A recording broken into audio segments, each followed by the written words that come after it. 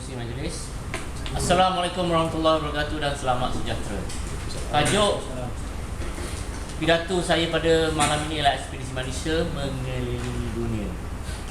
Bila kita sebut tajuk ini, kita mungkin teringat kepada pelayar-pelayar ataupun yang telah menjalankan ekspedisi hebat masa dahulu, seperti Vasco da Gama, seperti Christopher Columbus, seperti Ferdinand Magellan. Mereka adalah pelayar-pelayar yang hebat yang telah mencipta nama.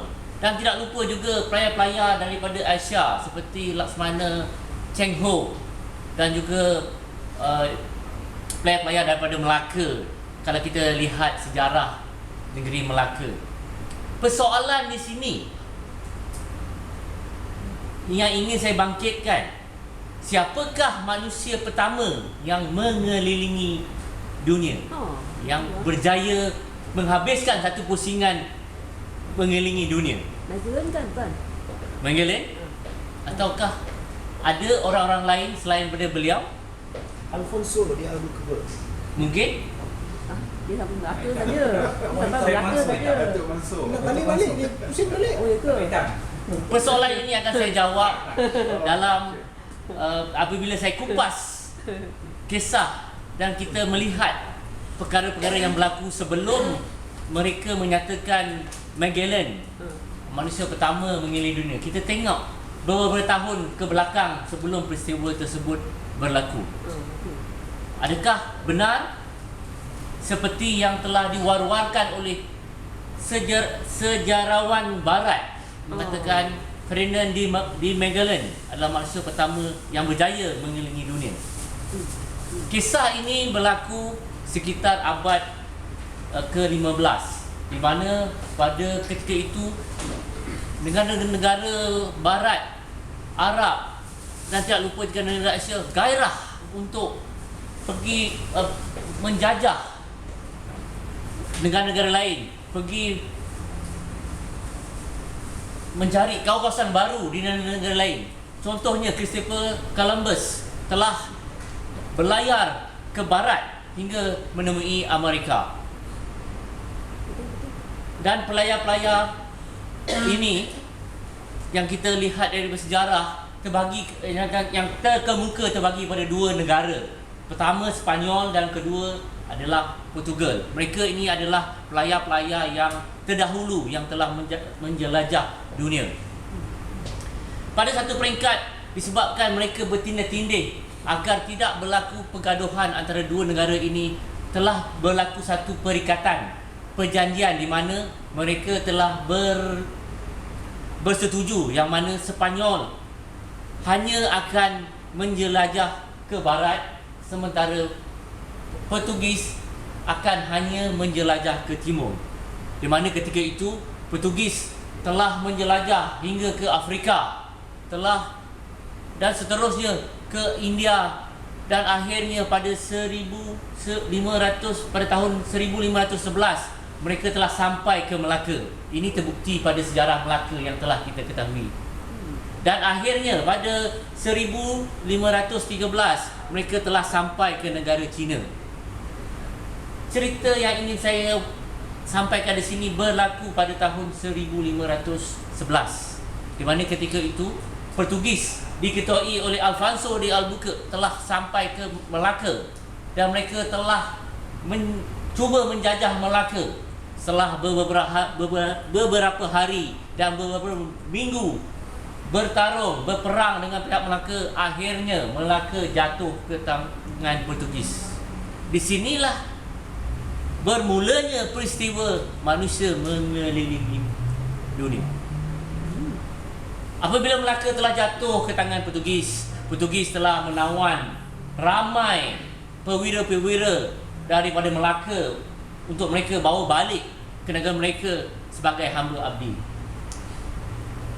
Komandan Alfonso de Albuquerque telah mengetuai satu pasukan untuk membawa balik antaranya hamba-hamba abdi yang telah mereka colik daripada tawan daripada Melaka, termasuklah barang-barang yang mereka ingin bawa balik ke negara mereka. Apabila sampai di Goa, mereka telah jual hamba-hamba abdi ini kecuali seorang, iaitu yang pemuda yang diberi nama Panglima Awang.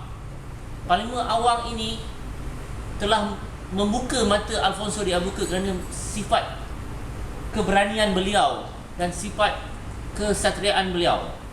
Panglima Awang telah diasingkan daripada tawanan lain dan telah diberi keistimewaan di mana Panglima Awang telah dinaikkan martabatnya sebagai hamba yang akan berkhidmat untuk Panglima Alfonso de Albuquerque. Jadi apabila setelah sampai di gua, banyak tawanan-tawanan tersebut telah dijual sebagai hamba abdi. Mereka telah meneruskan perjalanan mereka untuk balik ke Portugal. Dalam kapal tersebut, kapal Alfonso de Albuquerque yang diterajui oleh Ferdinand de Magellan telah tertarik pada perwatakan Panglima Awang tersebut. Jadi Magellan telah meminta Alfonso untuk beliau ambil Panglima Awang ni, atau kita sebut Awang, sebagai pembantu beliau, sebagai kuli kepada beliau. Jadi martabat Panglima Awang ni naik sikit daripada hamba yang berkhidmat untuk Alfonso de Albuquerque kepada kuli kepada Magellan. Jadi dari sepanjang perjalanan, Magellan dan Awang ini telah jadi begitu akrab, jadi sebagai kawan. Apabila sampai di Portugal, Magellan telah meminta Alfonso de Albuquerque supaya menjual Panglima Awang kepada beliau. Jadi Panglima Awang ini dibawa oleh Magellan pulang ke rumah. Dia ambil bekerja di ladang apple di belakang rumahnya. Jadi beberapa tahun Panglima Awang berkhidmat untuk Magellan sebagai pekerja ladang apple-nya. Panglima Awang terpikat kepada adik Magellan yang bernama Marian. Atas persetujuan Magellan, mereka disatukan. Pada masa yang sama, Magellan telah difitnah oleh orang-orang yang cemburu dengan kehebatan Magellan sebagai kapten kapal. Jadi dia difitnah dan Magellan telah lari bersama Awang ke Sepanyol. Kedatangan mereka di Sepanyol disambut baik oleh Raja Sepanyol kepada ketika itu, Raja Charles. Dan Raja Charles telah tahu kehebatan Magellan sebagai pengemudi kapal yang hebat yang telah sampai ke timur, telah sampai ke China. Jadi Raja Sepanyol telah mengambil Magellan untuk mengetahui armada beliau untuk pergi ke timur untuk mencari bahan yang untuk dibawa pulang ke Sepanyol. Semasa Raja Sepanyol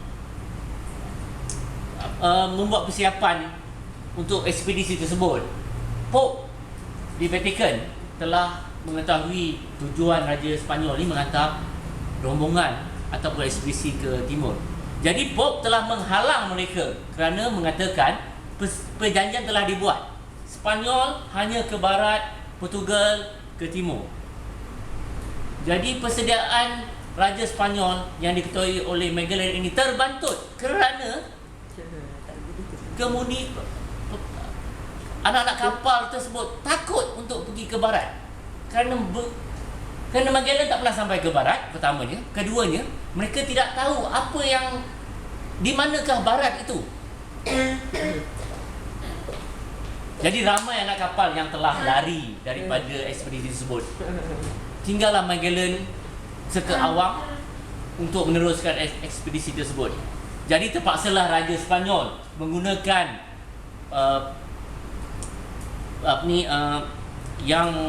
tawanan-tawanan serta penjahat-penjahat yang di dalam penjara, menjanjikan jika mereka pulang daripada ekspedisi tersebut, mereka akan dibebaskan serta diberi upah yang lumayan.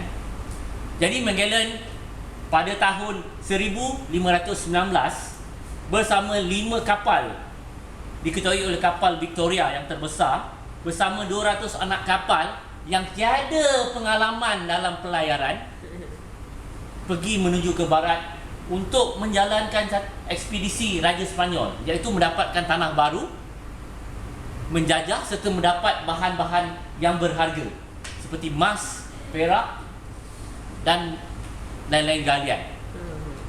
Mereka menujulah ke barat. Oleh kerana anak-anak kapal ini tiada pengalaman dalam pelayaran, maka terjadilah porak-peranda dalam kapal itu. Setelah lama berlayar di lautan Atlantik, anak-anak kapal telah resah kerana ramai yang mati, penyakit. Akhirnya mereka nampak daratan, iaitu Amerika Selatan. Maka mereka sampai di sana. Maka hampir tercapailah satu misi Magellan, iaitu mencari tanah jajahan yang baru. Apabila sampai di Amerika Selatan, Magellan rasa tidak puas hati. Dia ingin lagi menuju ke arah barat. Tetapi pada ketika itu satu pemberontakan telah berlaku kerana anak-anak kapal ini amat takut menuju ke barat. Kerana apa? Kerana pada ketika itu orang-orang merasakan dunia ini leper. Di mana dan apabila kita menuju ke satu tahap, di penghujung dunia kita akan jatuh ke bawah. Jadi berlaku pemberontakan. Tapi atas arahan serta ketabahan daripada Magellan berjaya memujuk mereka supaya meneruskan ekspedisi ke barat. Jadi apabila mereka memasuki lautan Pasifik, lautan ini amat jauh untuk menuju ke daratan yang satu lagi, maka anak-anak kapal telah merasa letih, penat, makanan, menghadapi kekurangan makanan, kehilangan kapal. Daripada 5 tinggal 2 lagi hilang. Jadi anak-anak kapal ini merasa amat tertekan. Krisis makanan yang meruncing sehingga mereka terpaksa memburu lipas dan tikus sebagai bahan makanan ruji mereka. Akhirnya pada tahun 1521, Panglima Awang nampak daratan, iaitu Pulau Mazawa di Sebu Filipina. Jadi mereka akhirnya berjaya mencapai satu daratan di barat, sebab mereka sentiasa menuju ke barat. Apabila sampai ke kepulauan itu, mereka meraihkan dengan hebat, meletupkan meriam, menembak senapal-senapal mereka, meraihkan kejayaan mereka. Tetapi apabila mereka telah menembak meriam serta senapang mereka, Raja Hamabu, Raja Filipina pada ketika itu merasakan tentera ini ingin berperang dengan mereka. Jadi tentera-tentera Filipina pada ketika itu membalas balik serangan, kononnya serangan daripada armada Sepanyol ini. Oleh kerana pada ketika itu mereka ini amat letih, amat tidak bertenaga, mereka kalah. Kapal-kapal mereka dimusnahkan dan Ferdinand di Magellan telah terbunuh pada ketika itu. Satu kapal sempat untuk melarikan diri, iaitu kapal Victoria bersama 18 anak kapal berjaya meloloskan diri dan melarikan diri untuk pulang ke Sepanyol. Oleh kerana kapten kapal pada ketika itu telah mati, iaitu Magellan, maka satu anak kapal telah dinaikkan, iaitu Sebastian, sebagai kapten kapal. Oleh kerana Sebastian juga tidak begitu arif tentang pelayaran, Panglima Awang membantu Sebastian untuk pulang ke Sepanyol. Apabila sampai di Melaka, oleh kerana kan mereka telah mengingkari perjanjian serta arahan Pope, iaitu jangan pergi ke timur, jadi mereka telah menaikkan bendera Portugis. Kononnya mereka ini ialah kapal Portugis, dan mereka terus pulang ke Sepanyol. Apabila mereka sampai di Sepanyol, Raja Sepanyol, Raja Charles amat kecewa kerana ekspedisi mereka gagal. Tujuan Raja Sepanyol menyediakan 5 kapal bersama 200 anak kapal ini untuk mencari benda-benda yang berharga untuk dibawa pulang, untuk mencari tanah-tanah baru dan tanah-tanah jajahan. Tetapi mereka ini telah membuat perkara lain, iaitu mengelilingi dunia tanpa membawa pulang apa-apa.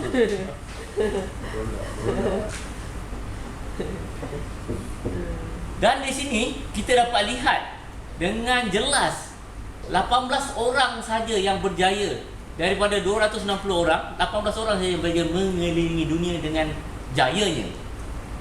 Dari 18 ini tiada Magellan. Kenapakah sejarawan barat mengagungkan Magellan sebagai manusia pertama mengelilingi dunia, walhal beliau hanya sampai di Filipina? Jadi itulah fakta yang salah yang telah kita dikaburi oleh sejarah daripada barat. Dan satu lagi pengajaran yang ingin saya kongsi ialah